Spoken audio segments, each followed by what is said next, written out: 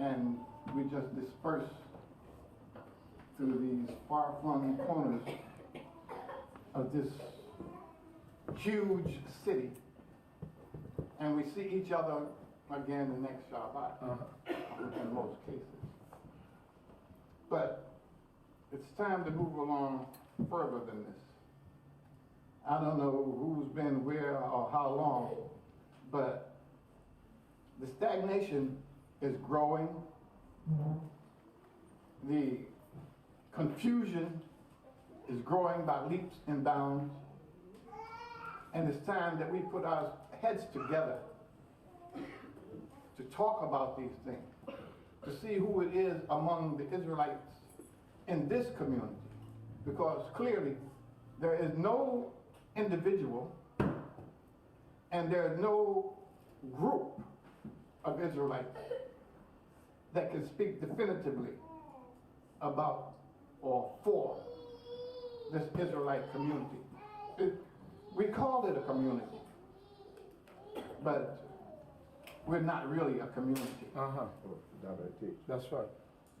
So the thing that we need to do is get our heads together and structure ourselves.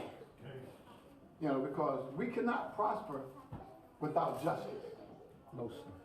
We cannot prosper without righteousness. It's just who we are.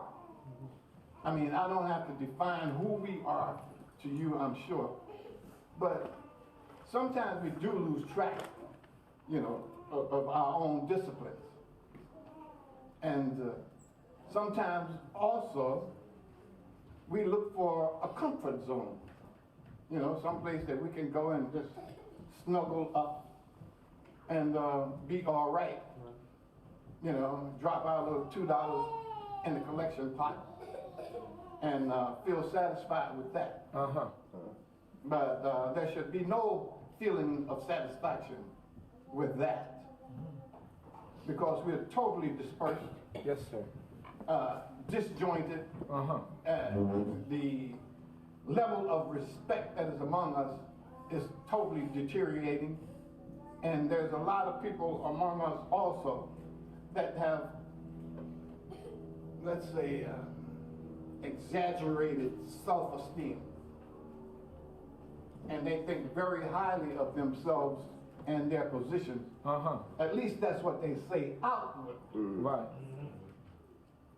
But I think that if a crew of people would come together and try to establish something that is going to be beneficial, first and foremost, when we come together to establish certain things, we have to have our priorities intact. Yes, sir. To know that whatever it is that we may attempt to establish or to start, it has to be those things that are based on those things that are acceptable with the Most High God. Or to know for sure that if it's not structured properly with the Most High at the head, it's not going to work. I've been around this way for like, I don't know, 38 years or something like that. And I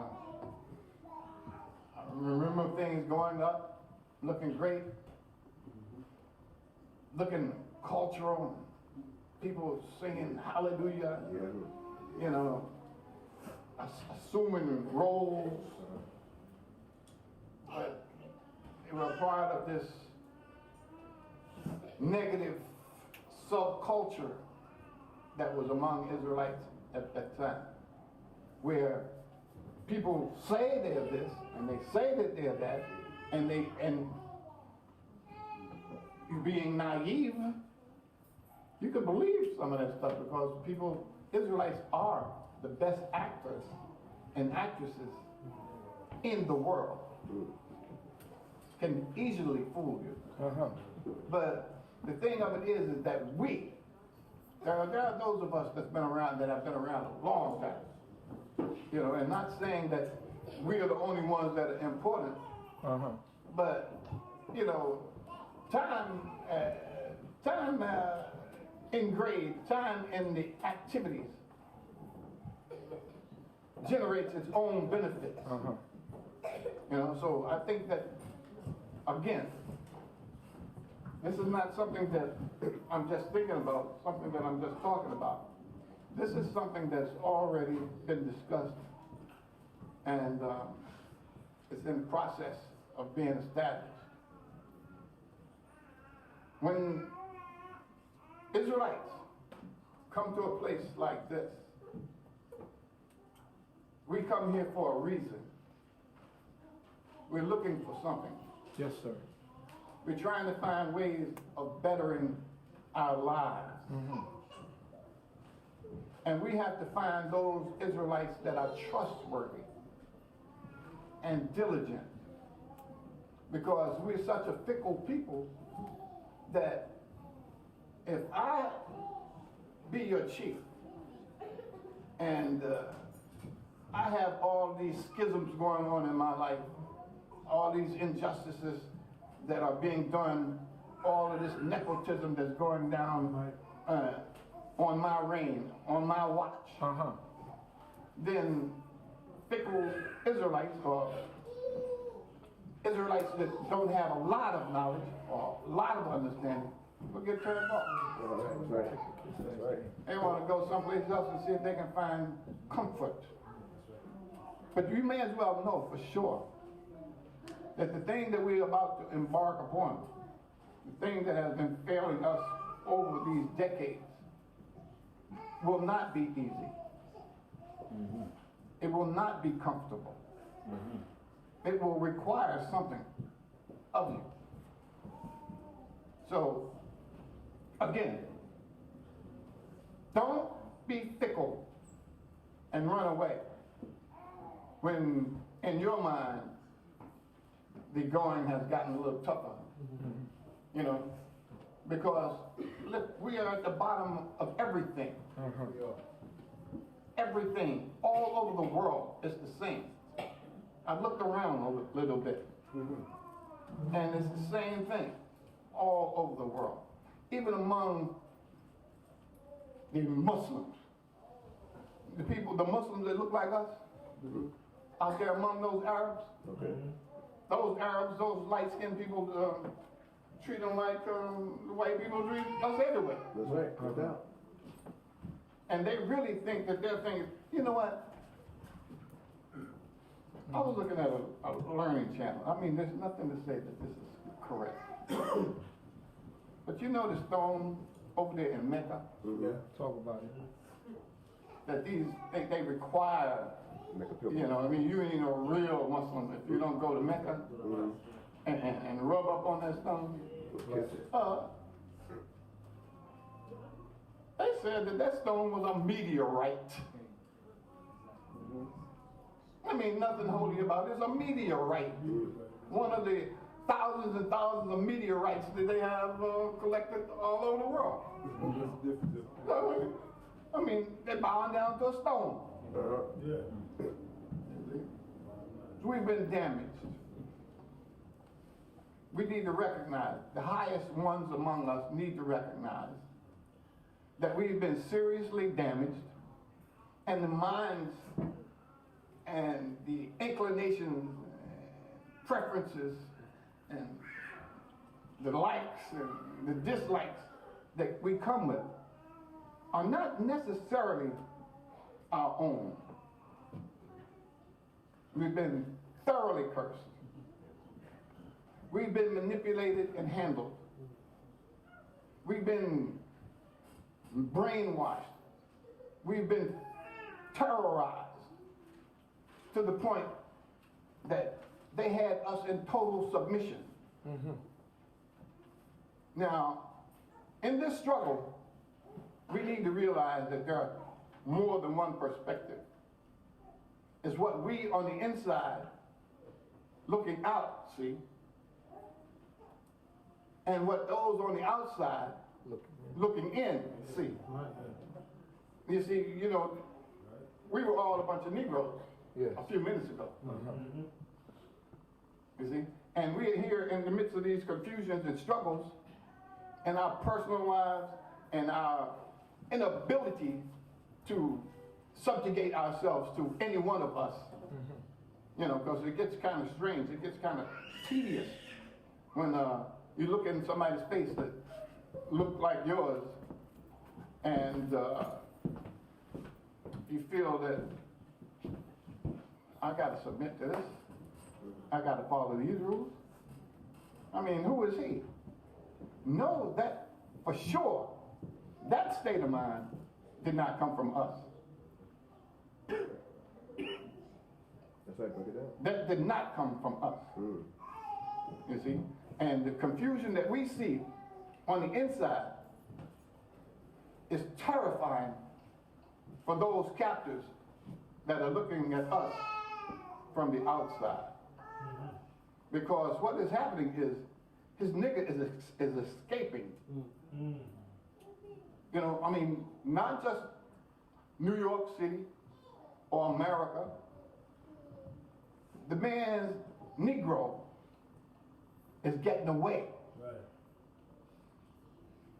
We are dealing with identity. Identity.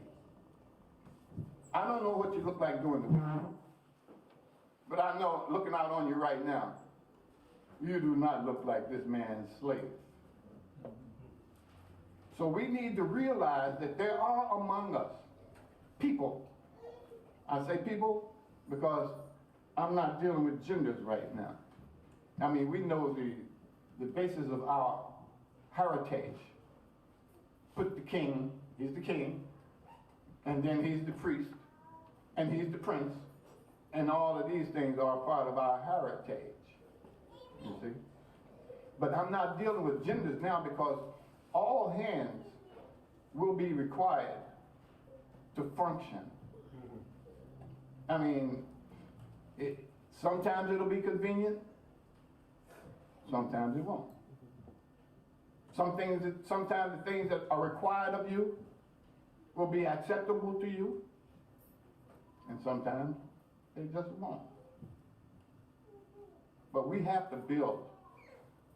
We have to come together for the sake of our survival. The things that were done to us in the minds of those people who think it was their decision to rule over us and to destroy us as a nation and take us to be their own property. They think that their Negro is getting away. So they are going to pull out all stops.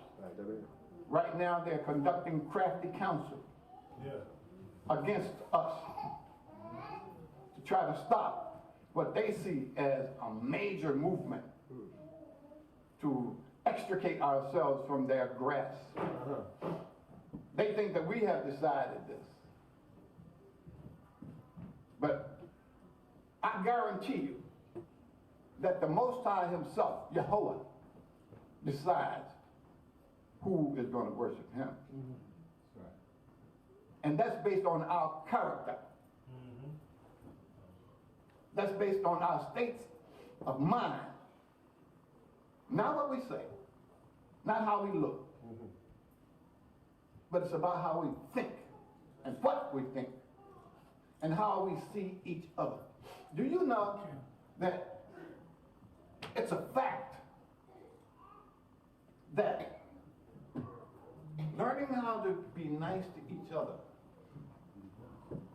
learning how to deal with your brother and your sister, no matter where he was sold, no matter where she was sold,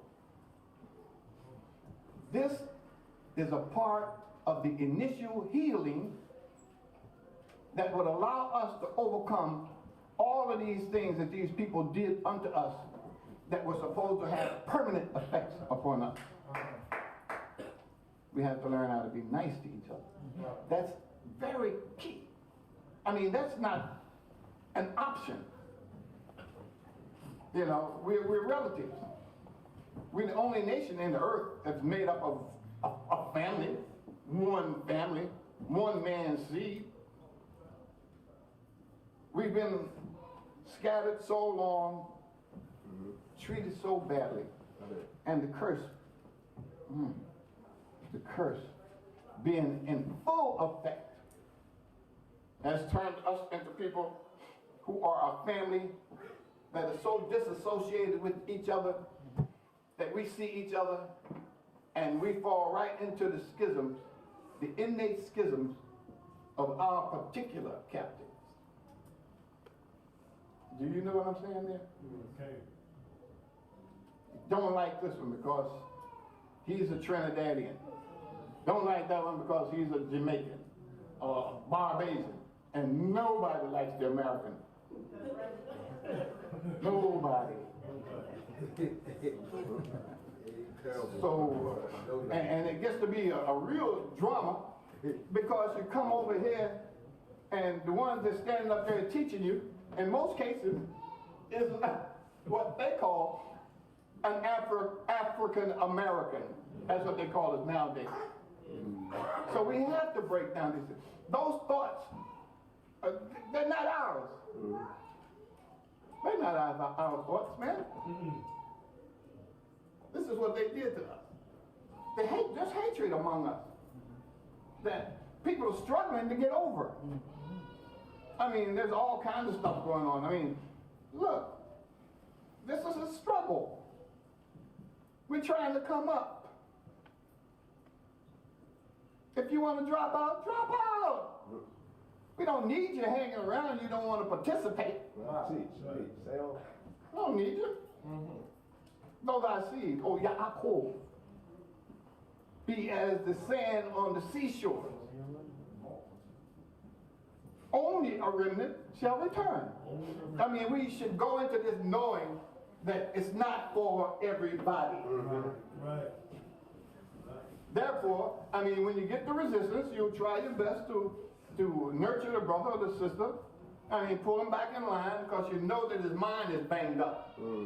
Know that the torture and the denials and all of these things that they used against us have damaged us. And some of us are more damaged than others. So you try to nurture the person to pull them on through a little bit, but if you continue to be a hang up, a hassle, dismiss them. Teach. No, go do what you like doing. Why are you up in here? You know? And I want you to be aware of some of their tactics. They whisper. You know? They dissemble. They try to put their states of mind on whoever gives them an ear. You know? They're cunning. They're disruptive. They don't want this. But they all up in here like they do. So when the person comes up to start to whisper to you, to pass a story, to scandalize someone, there's an important question that should be asked.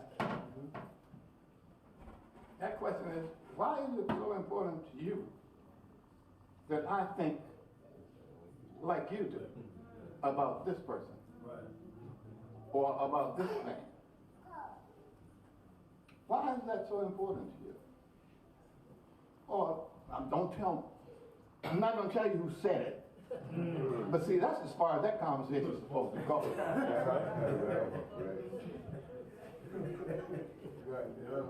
You know, you're not going to tell me who said it.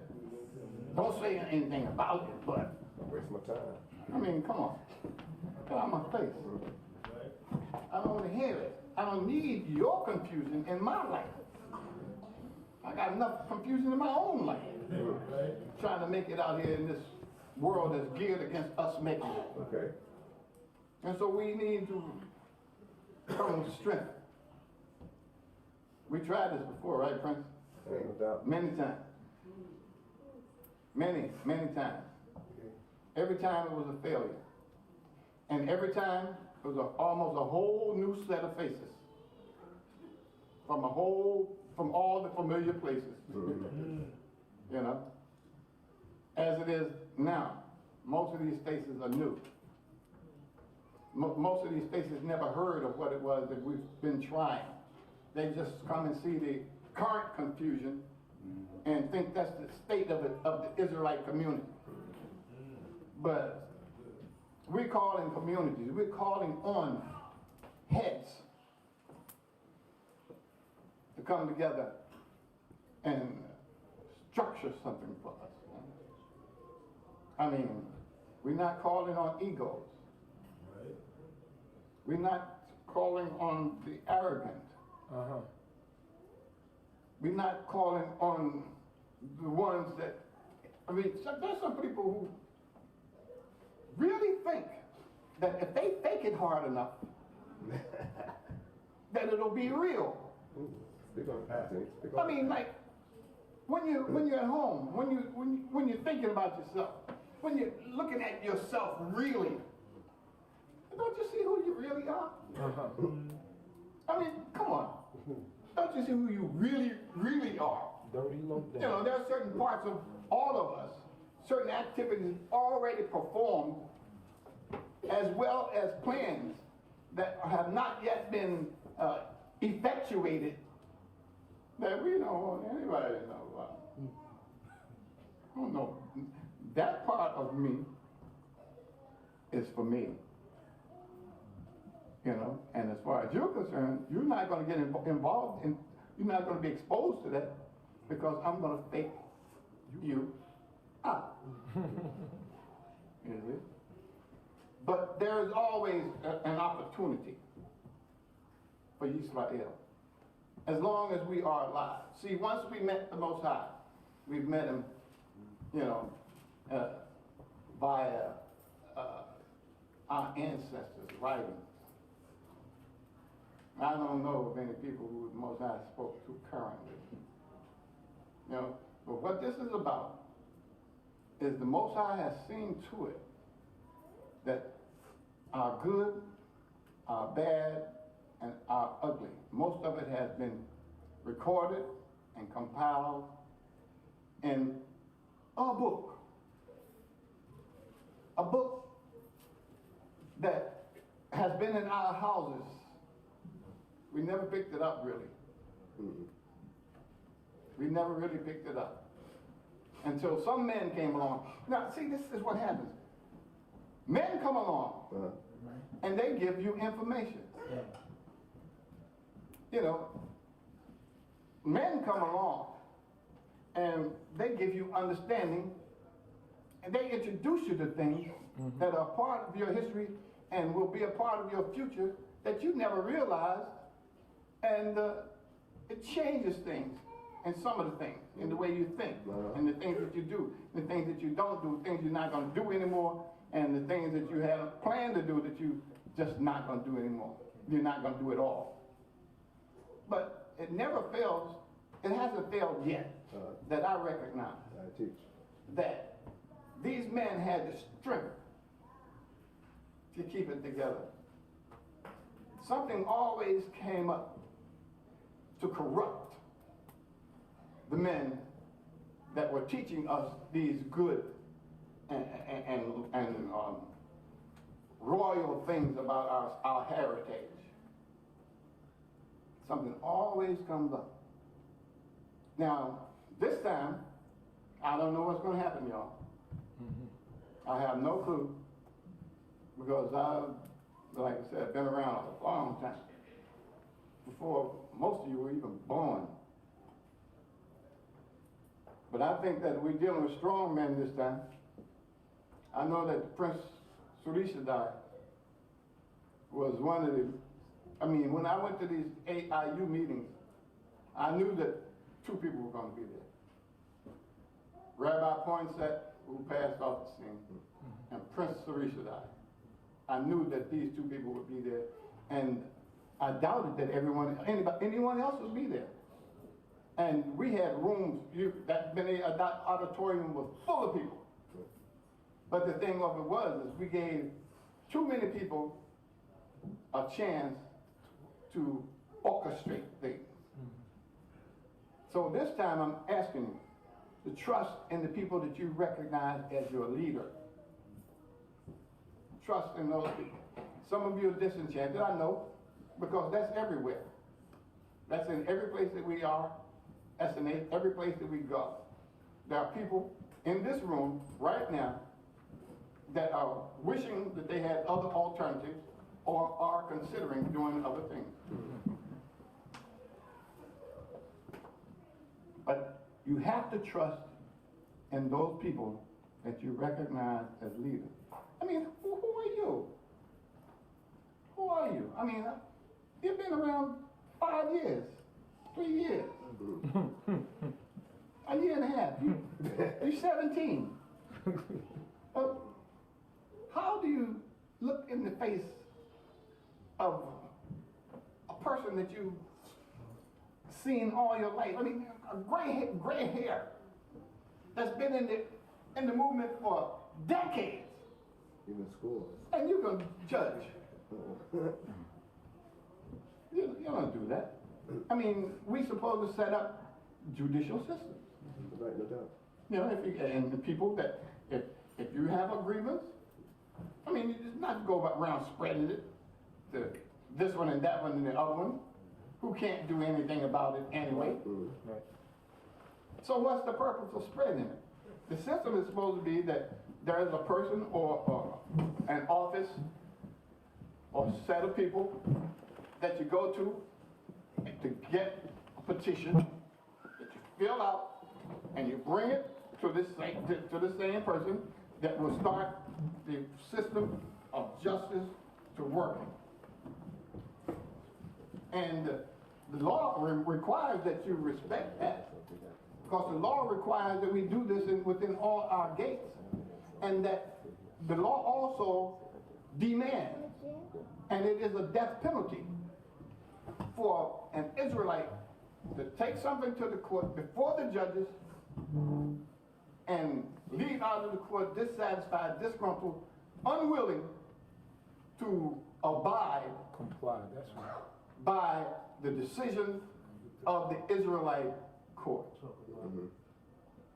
It is a capital offense. It's supposed to be killed because of that. Because of what? You start insurrection.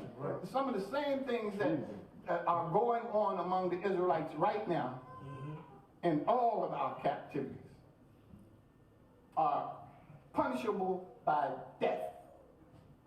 And I'm not talking about the adulteries and the murders and things that Israelites do, but I'm talking about in the unwillingness or inability to comply with the judgment of those that are put in place to judge. And as for the judges, we have to remember also that the Most High has said that the judgment is His. So we're all required to perform at a certain level. Chief and the underling, let's say, the chief or the rest of the population, the judge, the priest, the king, the prince, everybody has rules. And if we do not acquire a state of mind that says, I'm for this, okay? These are the people that I found in leadership position when I came here. And these are the people who taught me those things that changed my life, changed the way I eat, changed the way I dress, changed my habits. And I'm gonna go along with this. I'm gonna go with this. I know it's not gonna be perfect. I know it's not gonna be easy, because we're trying to come up That's right. from the bottom when everybody else in the world is trying to keep us down. That's right. Sale. Why should we join league with those who want to oppress us? Why should we join in with them? We do it all the time. Very much. I don't like what's going on here. I'm leaving. It should be that if a person leaves up out of here and comes over to BINAH YAH for more than a visit, we should ask you, what are you doing here? That's right. Why are you up in here? That's right. And then we should call the person Need a reference. at the place where they just left to find out, what's up with this person here? That's right. Was he disruptive? What's up with this here? What did he do? I mean, is something, is there something that you as a fellow Israelite teacher or leader or whatever, should tell me about this person? Rather than just opening up our arms and just grabbing it with, the nomads. Mm-hmm. Because the nomads, let me tell you about the state of nomads. Speak up. Sound. He goes here. He goes over to Beni Yeddah. He goes down to Kalutse. He goes over here and there and everything, and drops his little $2, maybe $5, Or nothing. in the pot. Not involved in anything constructive. Not coming to one meeting, not doing one function, and not available for one function. What is he doing? Why would you welcome them? I'll tell you. Historically, we have gathered the most worthless people on the planet. Oh, but just tell the truth, man. Shouldn't say that. I mean, we just take anybody. Don't say that. I think we should set our sights higher. Yes, sir. Amen. Higher. That's right. I mean, we have the most powerful and the most important information on the planet. That's right. We have information that has proved itself with our ancestors for good and for bad. So we should be more choosy about who we give this information to. I mean, it's basically free. I mean, you gotta put something in the pot. But I have wasted years That's right, you did. teaching people. Wasted. Not saying that I'm the best or top, but You qualified. it's my life, man. That's right. These are days, every minute, every day, every week that I live is another day or minute or week that I'm not going to live again. Right. I'm not going to be around here forever. And rather than waste my time teaching someone that's just killing time, just marking time, it's the fad of the moment. I'd rather be more discriminating. I'm with you. What's with you that you think you deserve my time to come and teach you this valuable information? What are you going to do with this information? I think that there should be parameters set. That's right. If you want this is what you have to do. Because that's the way it goes everywhere else. That's right. That's the way you do it. That's the way I it mean, happens. some of these people in this room is paying thousands of dollars to go to college. I mean, getting that money from somewhere, burning that midnight oil, to get that degree, Alone. which is like a minor key to access the money in this this country. And the key, the information that is the key to bettering your life, saving the life of your offsprings and your brethren and your sisters, maybe even your mother and your father, we just treat it like it's worthless. Disregard it. I don't want to do that anymore. People keep coming up to me talking about, when are you going to open your class again? People who never came. No, I heard that you give out good information. They want to take the information so they can talk loud and act like they know something. Okay. Take the information and front. I'm a prince. I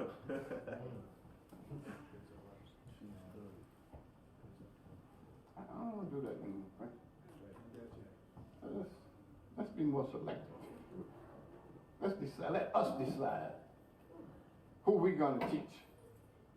Not anybody who just walks in off the street. It doesn't work like that in any organization. Not at all. Go over to IBM. Go over there. Any one of those big corporations, see if you can just walk in there.